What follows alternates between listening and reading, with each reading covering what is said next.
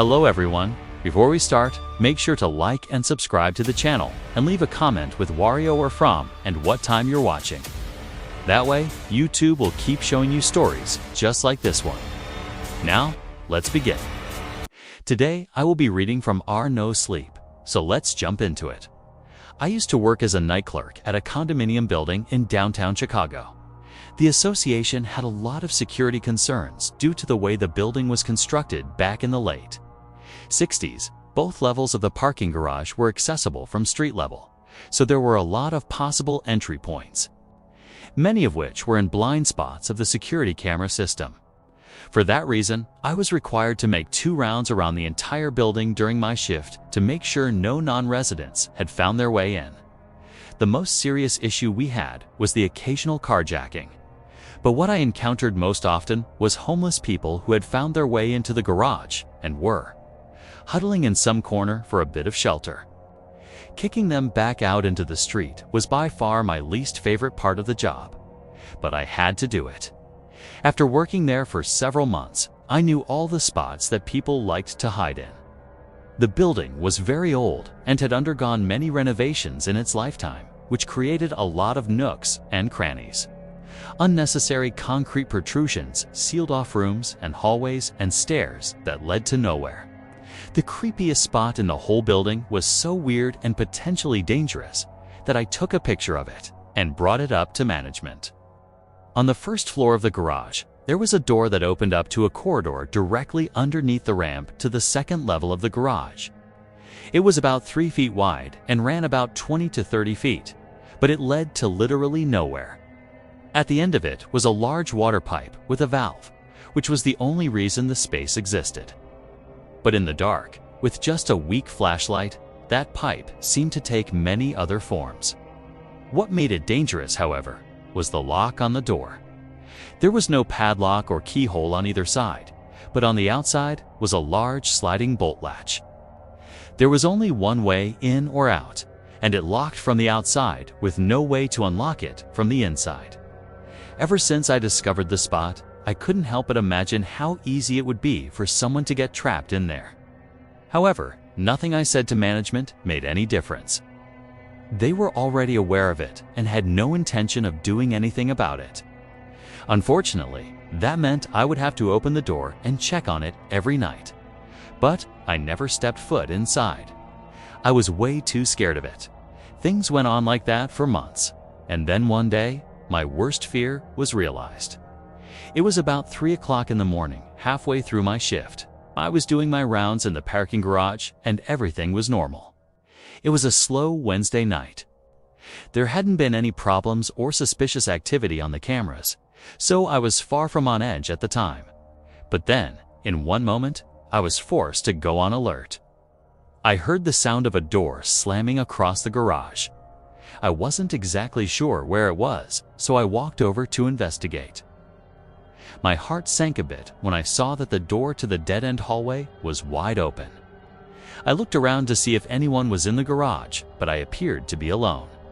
I shouted to intimidate anyone hiding somewhere I couldn't see, but I got no response, and nobody appeared. I was just worried that someone was hiding in the dead-end hallway, so I walked the rest of the way. I shined my flashlight down the hallway, and for a moment, I was relieved to see that nobody was in there. There was, however, an empty glass bottle about 10 feet inside. I sighed and rolled my eyes, thinking that someone had been drinking in there and ran out in a hurry once they saw me snooping around, accidentally making noise as they rushed. It wouldn't have been hard for someone to climb up on the cars parked there, get above the wall, and hop the fence into the neighboring parking lot by the time I got there. Since the garage was partially underground in that spot, it was a common way for people to get in. Unfortunately, I wasn't allowed to leave trash anywhere if I saw it, so I knew I had to pick up that bottle. Of course, I felt the anxiety bubbling up inside my gut, just knowing I had to walk a few steps inside that hallway. I almost didn't do it, but I rationalized myself into thinking, there's no way someone would pop out and lock me in. I took a deep breath and stepped inside. But right as I reached the bottle, the door slammed shut. I immediately ran back to the door, but by the time I got there, it was already locked. I started banging on the door and screaming for help, but there was nobody there. I felt like I was being buried alive, like I could barely breathe. If it weren't for my flashlight, I would have been in serious trouble. I wouldn't have been able to see a thing. Once I realized I wasn't getting out anytime soon, I reached for my phone. To my utter heartbreak, there was no service at all. The walls were made of cinder blocks, and the door was made of metal.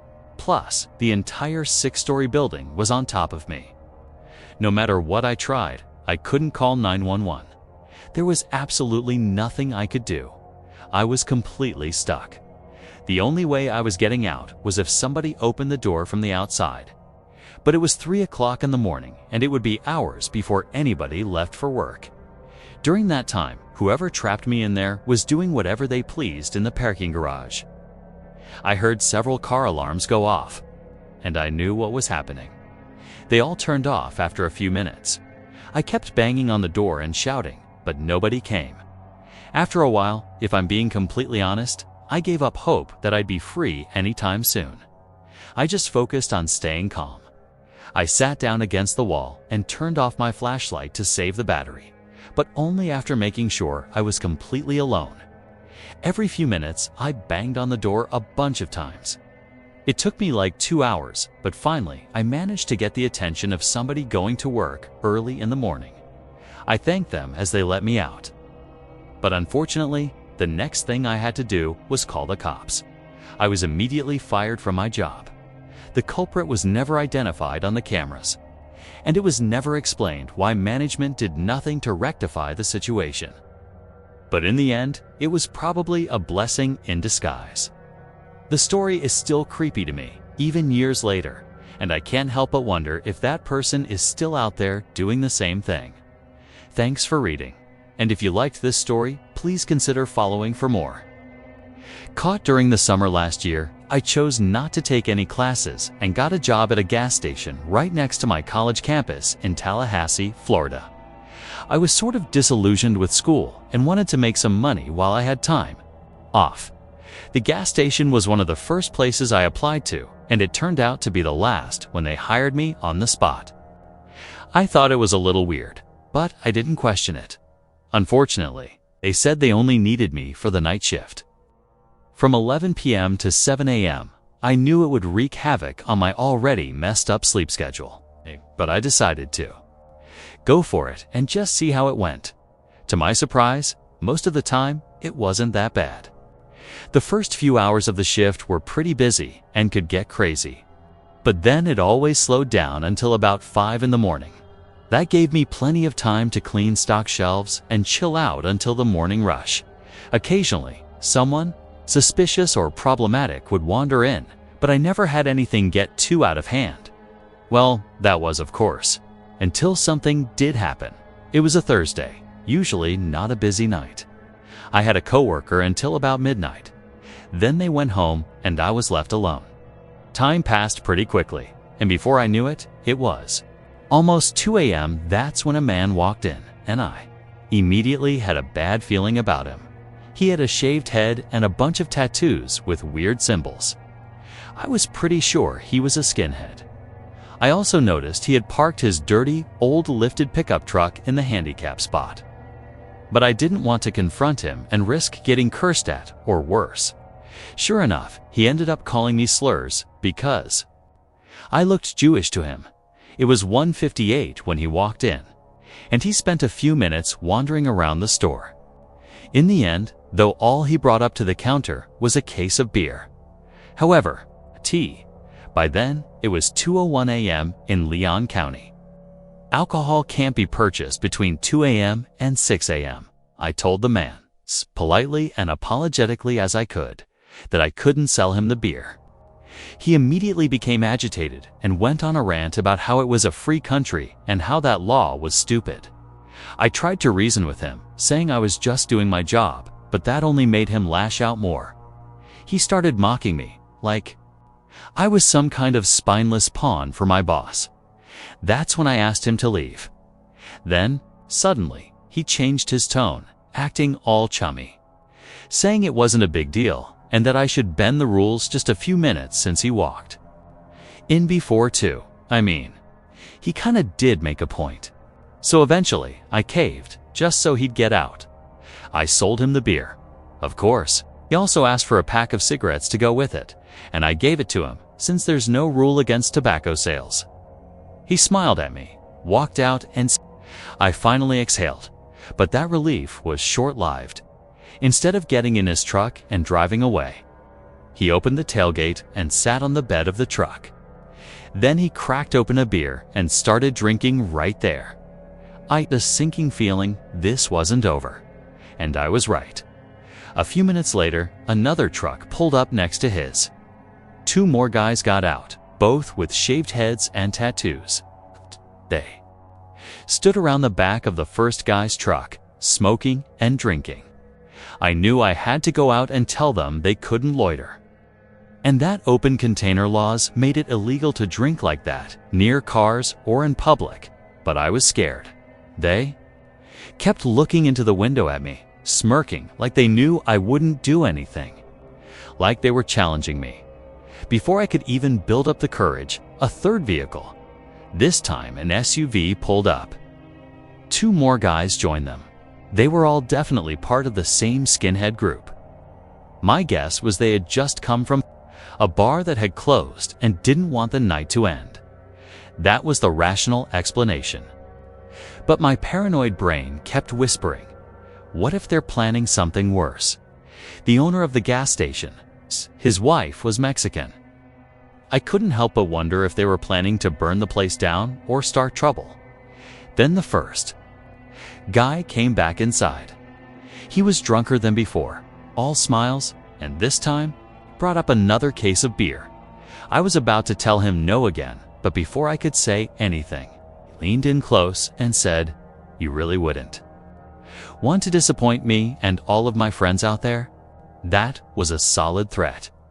I didn't argue. I sold him the second case of beer, my hands literally shaking as I counted his change. But he waved it off and told me to keep the change like he was doing me a favor. He went back outside and I heard the others cheering. Apparently, they had worked through the first 24 beers already. I watched them from the window, tossing empty cans around and kicking them across the parking lot. I felt trapped. No normal customer would want to walk past a bunch of drunk, bald-headed men smoking and drinking around trucks in the dead of night, and I didn't blame them. Except, more of the group kept arriving. Finally, I'd had enough. I locked the front door from the inside so they couldn't come back in. Then I walked into the back office and called the police. Several minutes later, a cruiser showed up.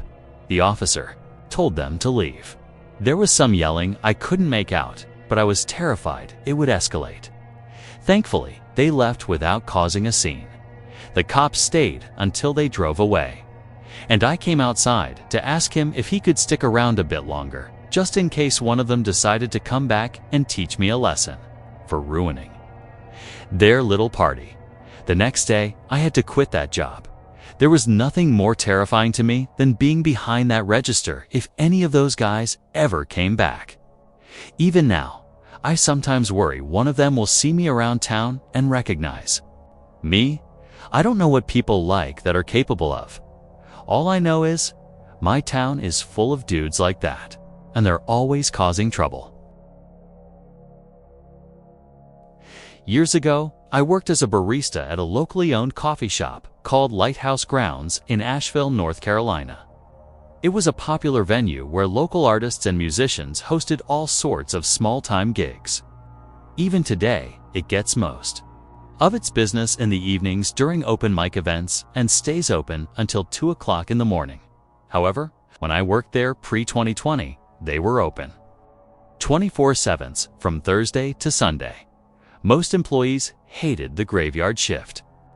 It was easy hours, sure, but the tips were awful because barely anyone came in. As far as I was concerned, I didn't mind the low pay. What I hated was being alone. Running the only place still open for miles, the shop was in a decent part of town, but it was also just a few blocks from some rougher areas. And let's be honest, There's no such thing as a safe. Part of town at 3 a.m., I was advised to never keep more than $50 in the drawer during the graveyard shift.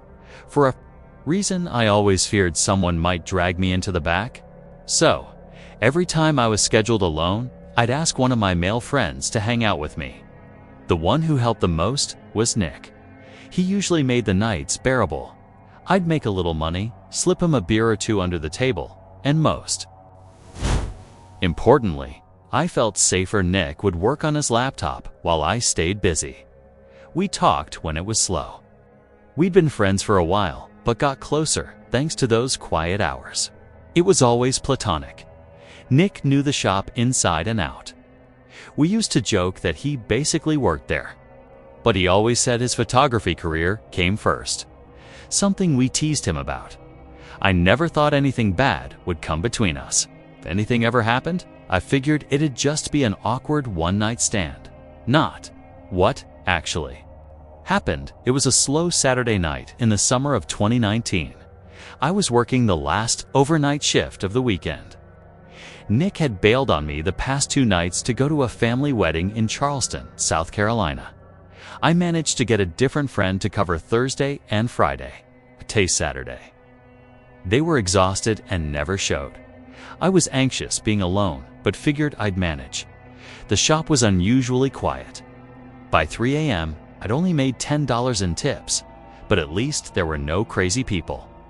Then everything turned dark. The shop was empty.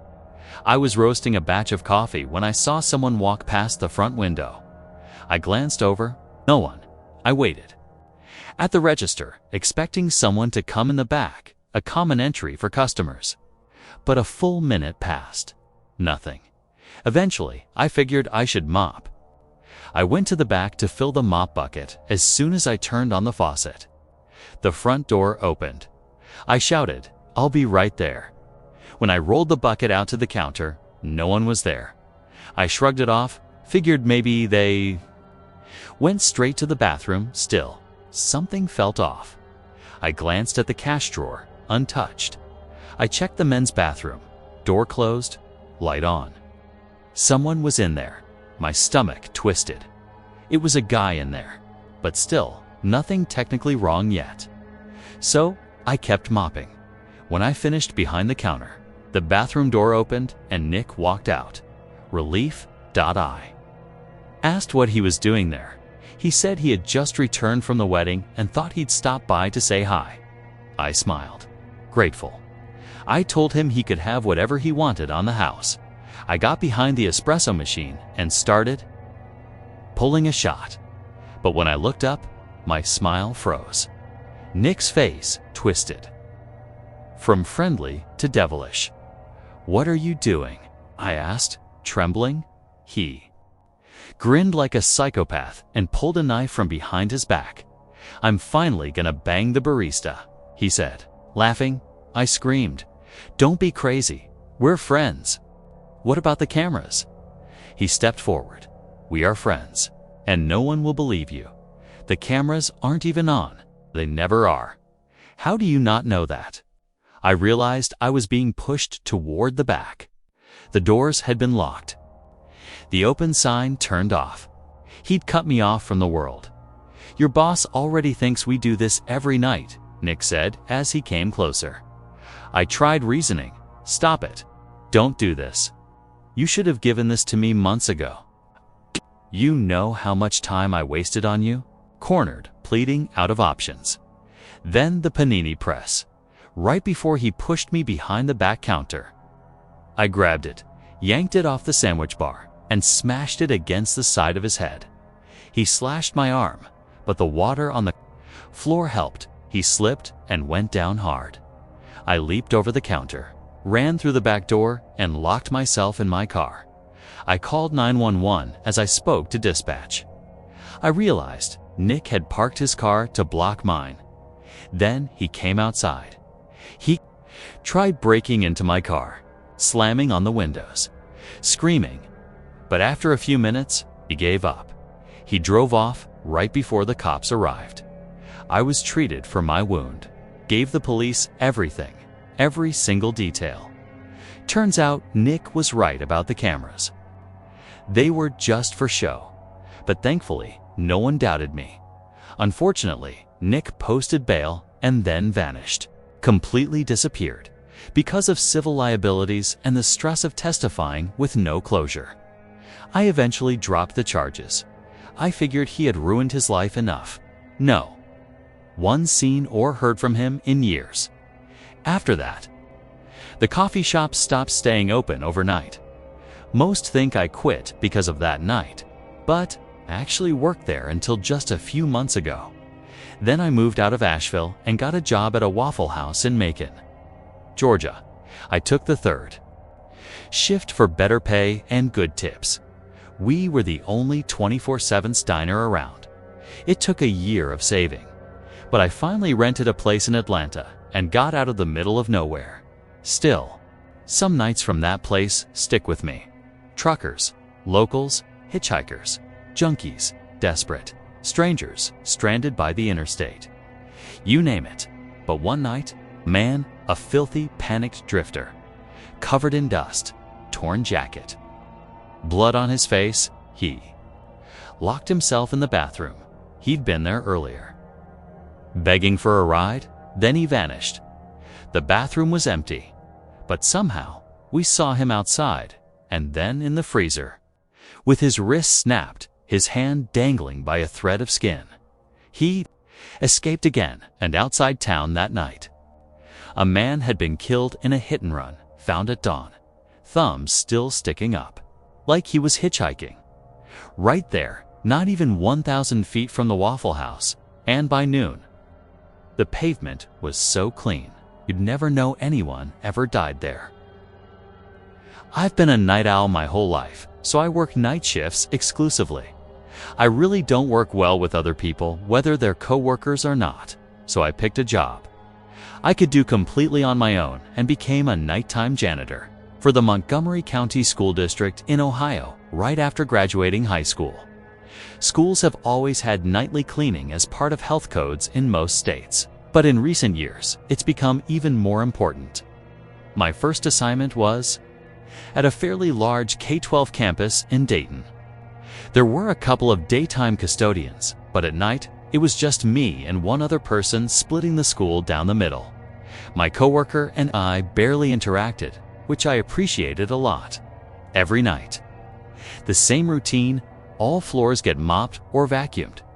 Every desk, table, and doorknob is disinfected. And every toilet, urinal, and sink gets scrubbed. It takes the full 8-hour shift, and for that whole time, I don't talk to a single person. It's great. Most of my coworkers are women, and they don't want me talking to them either. When I tell people about my job, they always assume the hardest part is cleaning up after kids. For the most part, they're right. But I always tell them, I would rather plunge 10 clogged toilets, every single night, than work with another human being all day, especially a horde of minors. There's one night I always bring up to prove my point. It was the night after Halloween. I clocked in for my usual 8 to 5 shift and got started without even saying hello to my coworker. We started on opposite ends of the building and usually only saw each other when we were finishing up. The first hour was mostly normal, except for one weird thing. I always play music low on my headphones, but I kept hearing something beyond the music. Normally, all other faculty are gone by 8 p.m., though occasionally someone stays late. I couldn't quite make out the sound, and I didn't feel like turning off the music, so I ignored it. Later, I stopped to change the mop water. It took about 5 minutes. On my way back, I passed a hallway I'd already cleaned and noticed the wet floor sign had fallen. Legally, I had to pick it up and remop the area. I stepped over and stood the sign up and froze. There was another set of wet footprints. Small ones, like a kid's leading to and from the sign. After setting the sign back up, I followed the tracks, knowing I'd have to remop those too. The trail ran all the way to the stairs and faded after that. I went upstairs, phone in hand, and finally paused my music. I looked down the hallway. just in time to see something dart out of sight. Then I heard footsteps. Loud and fast, I rushed down the hall, but saw nothing. Then I heard it. A little kid laughing. It felt like a horror movie, but I was more annoyed than scared. I stood there scanning, debating what to do. Then a loud crash came from downstairs. I bolted down and nearly lost it. My mop bucket was knocked over, water everywhere.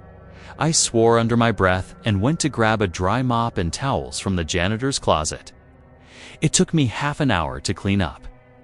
Then another 15 minutes to redo the hallway, which meant my lunch break was cut to 15 minutes. I was so pissed. I walked over to the East Wing to ask my coworker if she was messing with me. She looked confused and asked if I was okay. I just walked off after calming down. I got back to work and managed to make up some time. I was debating in my head whether to report it to the school or call the cops. But I figured no one would believe me. It's just like my coworker didn't. Nothing else happened until 11 p.m. Out of nowhere, the lights shut off in the whole school. Pitch black for 3 seconds until the emergency red lights came on. It rattled me. I tried to convince myself it was just a power issue, or maybe some pranksters. But my mind spiraled. I had keys to the electrical room, and I was closest to it.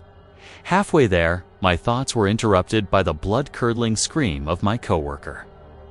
A panic shriek that echoed through the halls. I froze. Then I heard a door slam open, like someone broke it from the inside. I hoped it was her escaping, not someone entering. I forced myself forward and got to the electrical room, but the door was cracked open already. I slowly pushed it open. Heart pounding, there was a figure inside, motionless, just standing there in the dark. I fumbled for my phone. As soon as I moved, the figure charged at the door and slammed it shut in my face. I stumbled back, hit the wall, then took off running. I wanted to leave badly, but for once, I cared more about someone else's safety. I ran across the building to find my coworker. Eventually, I found her mop bucket, abandoned next to a bathroom. No blood, no sign of injury, but also no coworker. I scanned the dim halls. I was alone, or so I thought. Then the same childlike laughter echoed again. I grabbed the mop, held it like a spear, and pointed it down the hallway. I was locked in tunnel vision. Then, a whisper right in my ear. "Hello." I whipped around and jabbed the mop handle into the person behind me. They hit the floor hard and vomited. I shouted at them to say who they were, but they started crying. I looked closer. It was a student, kneeling on the ground. Fear of ghosts immediately turned into fear of losing my job for assaulting a kid. But as it turned out, over the next few days, it was okay to ninth-grade twins and their younger brother had decided to keep the Halloween spirit alive by hiding in the lockers overnight and pranking the janitors. There was one row of lockers in the building that wasn't being used. No locks or ties, and the kids were skinny enough to squeeze in after-school programs. They avoided expulsion probably by crying. The school understood my reaction. I got to keep my job, but they transferred me to another school in Centerville. All in all, this is why I don't like people, especially kids.